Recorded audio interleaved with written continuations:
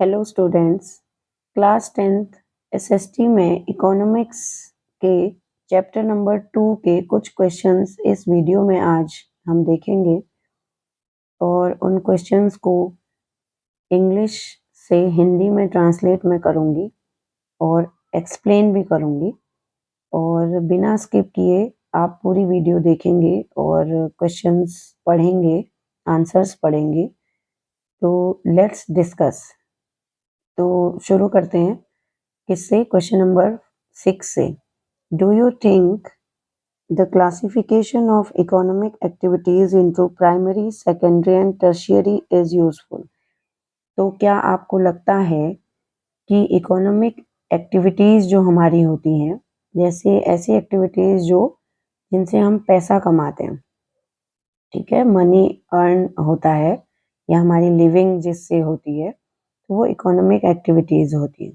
तो economic activities को primary sector, secondary sector and tertiary sectors में क्लासिफाई करना क्या यूजफुल होगा? Explain how. कैसे कैसे ये यूजफुल होता है, इसे समझाइए। तो आंसर है the classification of economic activities into primary, secondary and tertiary is useful. ये कहता है कि जो क्लासिफिकेशन है इकोनॉमिक एक्टिविटीज का प्राइमरी सेक्टर में, सेकेंडरी या टर्शियरी सेक्टर में, ये बहुत यूजफुल होता है। जैसे कि एज इट हेल्प्स, जैसे कि ये हेल्प करता है टू क्लासिफाई करने में द डिफरेंट ऑक्यूपेशंस, अलग अलग जो लोगों के ऑक्यूपेशंस होते हैं, व्यवसाय होते हैं, that are taken up by the people in the country. किसी भी कंट्री में जो लोग होते हैं वो अलग अलग ऑक्यूपेशन में इंगेज्ड होते हैं। तो उन ऑक्यूपेशंस को क्लासिफाई करने में, जैसे कोई टीचिंग करता है, कोई डॉक्टर है, कोई फार्मिंग करता है, एग्रीकल्चर में इंगेज्ड है, और कोई जानवरों को पालता है, हर्डिंग वगैरह करता है, तो वो अलग अलग ऑक्यूपेशन है और वो ऑक्यूपेशन को ये क्लासिफाई करने में बहुत यूजफुल होता है कि हम ऑक्यूपेशन के हिसाब से इकोनॉमिक एक्टिविटीज़ को primary, secondary and tertiary sectors में जब हम क्लासिफाई करते हैं तो ये बहुत आसानी से समझ आता है।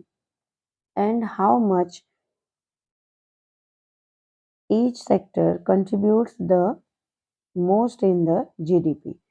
तो ये हमें हर एक सेक्टर से, जैसे हमने प्राइमरी सेक्टर को लिया, तो प्राइमरी सेक्टर्स जो प्राइमरी सेक्टर्स में जो ऑक्यूपेशन आएंगे या जो भी एक्टिविटीज़ होंगी, वो उसका जीडीपी में कितना कंट्रीब्यूशन रहेगा, ये हमें इस क्लासिफिकेशन से पता चलता है। सेकेंडरी सेक्टर से हमें, या जीडीपी में कंट्री को, जीडीपी है या कोई दूसरी चीज़ में कितना कंट्रीब्यूशन रहता है सेकेंडरी सेक्टर का, ये हमें क्लासिफिकेशन से ही पता चलता है। और हर एक सेक्टर जो है, जैसे and which sector has the scope to employ, और किस सेक्टर में लोगों को एम्प्लॉयमेंट मिलने के ज़्यादा चांसेस होते हैं, ये भी हमें क्लासिफिकेशन ऑफ इकोनॉमिक एक्टिविटीज से ही पता चलता है। तो फिर क्या कहता है? People and increase the national income. और कौन सा सेक्टर ऐसा है जो क्या करता है? नेशनल इनकम को इंक्रीज करने में हेल्प करता है। तो ये क्वेश्चन क्या कहता है कि क्या क्लासिफिकेशन करना ज़रूरी है, और है तो क्यों, कैसे? तो ये सब कह रहा है कि क्लासिफिकेशन इकोनॉमिक एक्टिविटीज़ का बहुत ज़रूरी है, क्योंकि प्राइमरी एक्टिविटीज़ हो या सेकेंडरी हो या टर्शियरी हो, हर एक सेक्टर से ये पता चलता है कि कंट्री के डेवलपमेंट में या जीडीपी में या एम्प्लॉयमेंट में किस सेक्टर का कितना कंट्रीब्यूशन है। तो अब हम नेक्स्ट क्वेश्चन की तरफ बढ़ते हैं। नेक्स्ट क्वेश्चन है,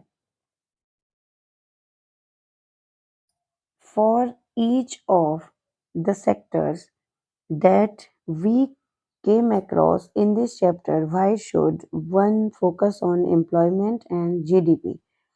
तो अगला क्वेश्चन हमसे पूछता है कि इनमें से इन तीनों सेक्टर्स में से प्राइमरी, सेकेंडरी और टर्शियरी सेक्टर में से कौन सा सेक्टर ऐसा है? Why should one focus on employment?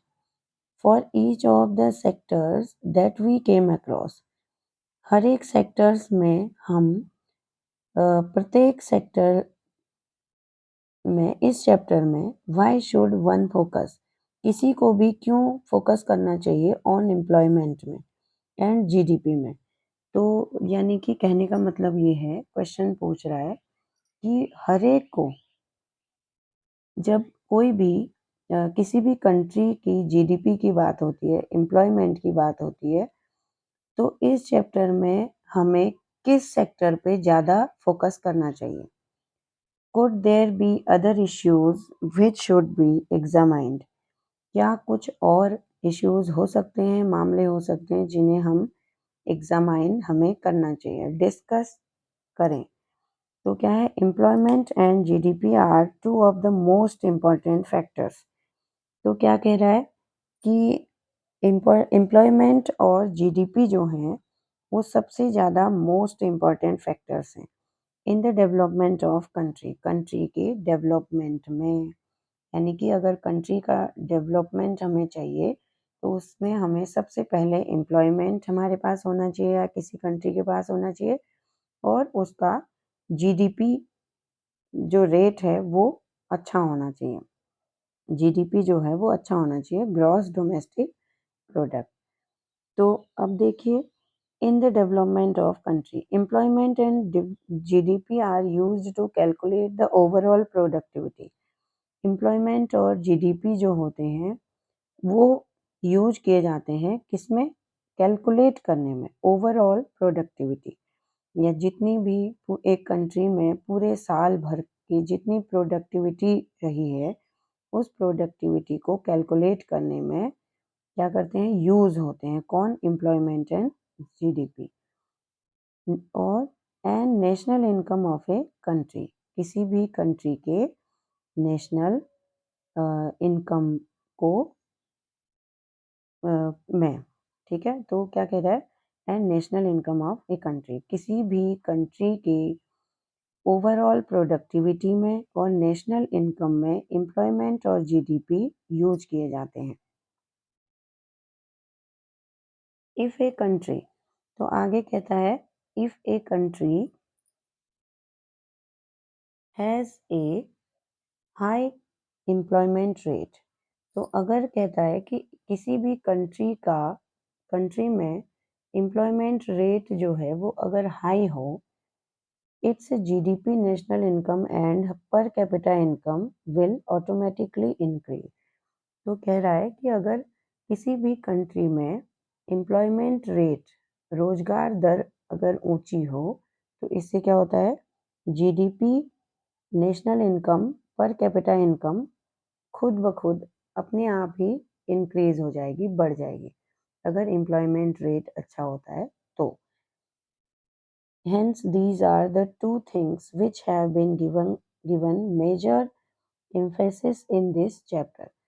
तो इसीलिए ये दो जो चीज़ें हैं, कौन कौन सी, एम्प्लॉयमेंट एंड जीडीपी, ये दो चीज़ें ऐसी हैं जो कि चैप्टर में इन पर ज़्यादा जोर दिया गया है।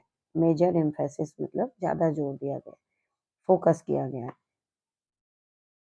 तो अगला कहता है other issues which should be examined are as follows. कुछ ऐसे इश्यूज भी हैं जो जिन्हें एग्जामाइन करना चाहिए, तो वो कौन कौन सी है? किसी कंट्री में इन चीज़ों को भी एग्जामाइन करना चाहिए कि हेल्थ केयर फैसिलिटीज़ कैसी हैं, एजुकेशन कैसी है, कितना है, पॉवर्टी कितना है, गरीबी, और फूड प्रोडक्शन कितना है, न्यूरिशमेंट कितना है, माल न्यूट्रिशन है या जैसे अंडर न्यूरिशमेंट है, तो ये चीज़ें तो नहीं हैं। ये सारी इश्यूज भी हमें किसी कंट्री में देखना चाहिए। अगला क्वेश्चन की ओर हम बढ़ते हैं। तो नेक्स्ट क्वेश्चन है, what do you understand by disguised unemployment. तो व्हाट डू यू अंडरस्टैंड, आप क्या समझते हैं बाय डिस्गाइज्ड अनएम्प्लॉयमेंट। डिस्गाइज्ड मतलब होता है छुपी हुई, जो कि छुपी हुई दिखती नहीं है, ओपन नहीं है। अनएम्प्लॉयमेंट बेरोजगारी। तो आप छुपी हुई बेरोजगारी से क्या समझते हैं? एक्सप्लेन विद एन एग्जाम्पल, और एग्जाम्पल से आप एक्सप्लेन करें। From the urban and rural areas, दोनों ही एरियाज से एक एक एग्जाम्पल लें कि अर्बन जो एरियाज हैं वहाँ पर ये बेरोजगारी कैसी होती है, और रूरल एरियाज में ये छुपी हुई बेरोजगारी का कोई उदाहरण दें। तो यहाँ पर आंसर है, the situation of under employment where people are apparently working but all of them are made to work less than their potential is called disguised unemployment। तो एक ऐसी सिचुएशन, ऐसी स्थिति, अंडर एम्प्लॉयमेंट की ऐसी स्थिति या बेरोजगारी की ऐसी स्थिति जिसमें क्या होता है, पीपल आर अपरेंटली वर्किंग, लोग दिखते हैं कि काम कर रहे हैं, उनके पास जॉब है, लेकिन but all of them are made to work less than, लेकिन सभी लोग मजबूर होते हैं क्या करने में, अपने पोटेंशियल से कम, लेस देन पोटेंशियल, जितना उनमें काम करने की क्षमता है उस क्षमता से, या जितनी उनमें वो योग्यता है, जिस योग्यता से वो करना चाहते हैं, लेकिन काम करना चाहते हैं, लेकिन उनके पास इतना काम नहीं है। ठीक है, तो इस तरह की बेरोजगारी कहलाएगी डिस्गाइज्ड अनएम्प्लॉयमेंट।